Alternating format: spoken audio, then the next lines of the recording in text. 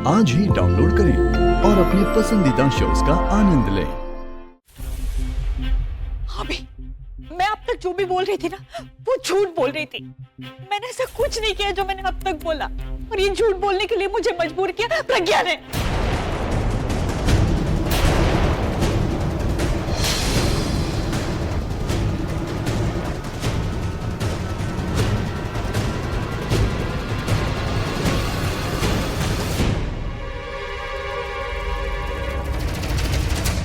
हो क्या रहा है? कोई मुझे बताएगा कि सच क्या है और झूठ क्या? मैंने अब तक जो भी बोला था वो सब झूठ था, लेकिन अब जो मैं बताने जा रही हूँ ना, वही सच्चाई है। प्रज्ञा और उसके बॉयफ्रेंड सुरेश ने मुझे धमकी दी। उन्होंने कहा कि तुम्हें हमें बचाने के लिए सारे इल्जाम अपने ऊपर लेने पड़ेंगे, और अगर तुम ऐसा नहीं करोगी ना, तो हम राज के खिलाफ एक ऐसा केस तैयार करेंगे कि वो कभी जेल से बाहर ही नहीं आ पाएगा।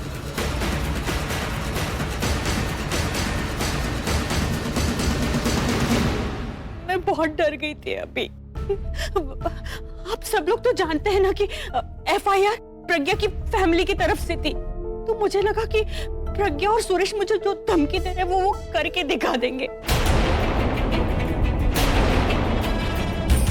मैं राज को जेल से छुड़ाना चाहती थी, इसलिए मैंने ये सब झूठ बोल दिया अभी। लेकिन जब तुमने मुझे कहा कि भाभी आप जिम्मेदार है दादी की इस हालत की, तो मुझसे सुना नहीं गया। अभी दादी के साथ मैं ऐसा नहीं कर सकती, मैं उनकी बहुत इज्जत करती हूँ। वो घर की बड़ी है और उन्होंने घर को संभाल के रखा है, परिवार को जोड़े रखा है। अभी मैं जो बोल रही हूँ ना, यही सच्चाई है। ये आप क्या कह रही हैं भाभी? मैंने आपको धमकी कब दी? मैंने तो राज बंद करो अपनी बकवास।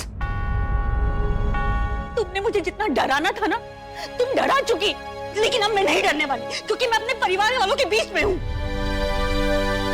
और अपने पति को जेल से छुड़ाने के लिए मैं इनसे झूठ नहीं बोलूंगी। ये लोग मुझ पर भरोसा करते प्रज्ञा, और मैं इनका भरोसा नहीं तोड़ सकती। मैं तुम्हारी तरह नहीं हूँ। भरोसा तो आपने तोड़ा है, मेरा, इस घर का, अपने पति का। आपने मुझसे ओजस शट अप। भाई ने तुम्हें 24 घंटे दिए थे सबूत लाने के लिए, और तुम अपना सबूत ले ही आई। जानती हो तुम क्या हो? तुम एक फ्रॉड, सेल्फिश और कैरेक्टरलेस औरत हो।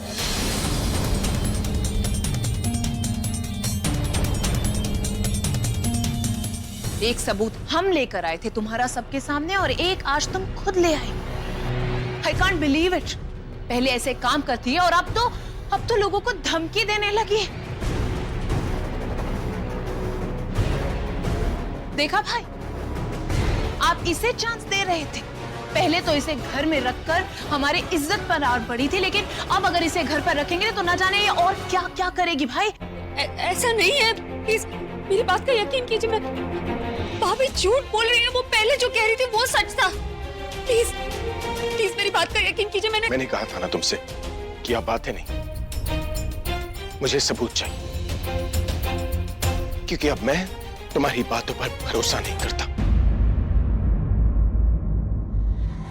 लेकिन मेरी एक बात ध्यान से सुन लो, मैं जो कहता हूं वो करके दिखा दो। 24 घंटों का वक्त दिया था मैंने तुम्हें, जिसमें से 5 घंटे बीत चुके हैं। अब सिर्फ 19 घंटे बचे तुम्हारे पास, इसलिए मुझे समझाना छोड़ो और अपने आप को इनोसेंट प्रूव करने के लिए सबूत लेकर आओ। 24 घंटे खत्म होने के बाद मैं तुम्हें इस घर से निकाल दूंगा। ठीक कहता है?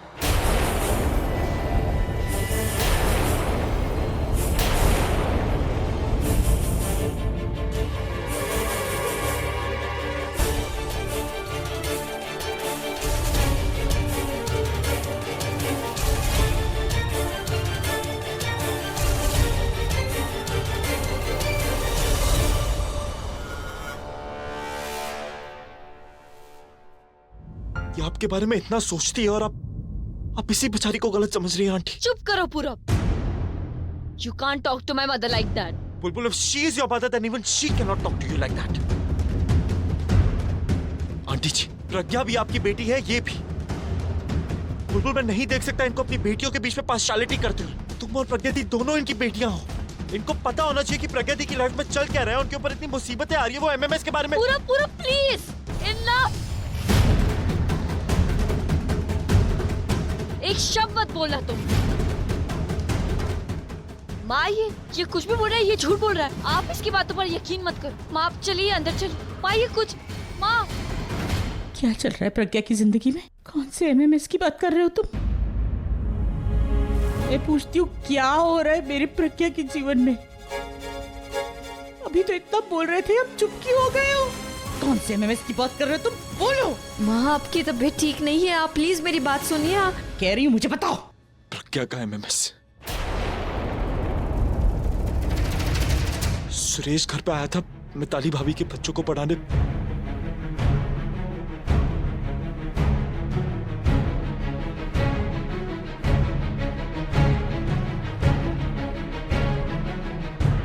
ये क्या किया पूरब तुमने?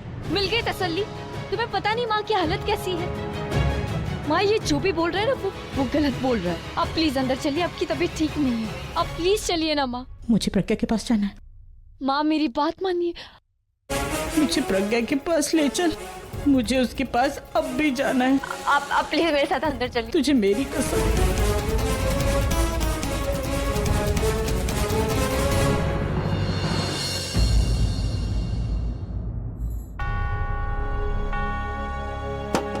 एक्सक्यूज मी मैम, मैम आपकी सीडी।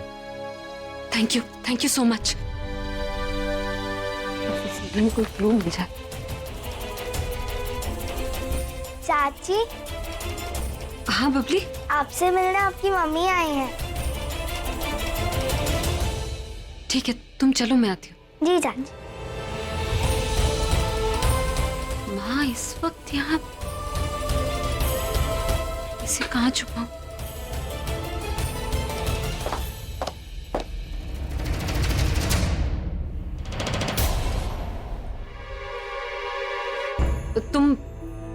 तुम यहाँ क्या कर रही हो?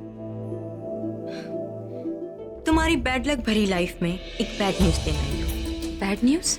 हाँ, तुम्हारी माँ आई है तुमसे मिलने। नीचे बैठी है, बेचारी बहुत घबराई हुई है। मुझे तो लगता है तुम्हारा एमएमएस देख लिया है। जाओ, यहाँ खड़ी क्यों, जाके मिल लो। ऐसा ना हो कहीं उन्हें हार्ट अटैक आ जाए। जाओ जाओ जाओ।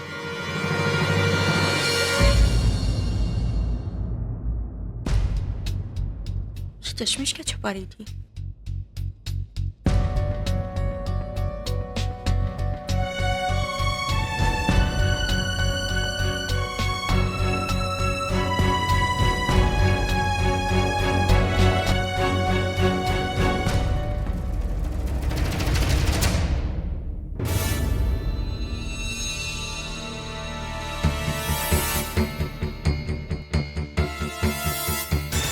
सरला जी इस वक्त काफी परेशान लग रही हैं।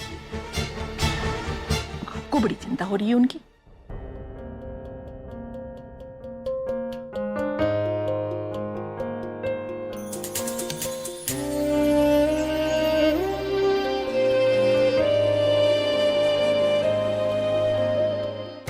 लगता है माँ को वाकई सब कुछ पता चल गया। भगवान न करे दादी की तरह कहीं माँ को भी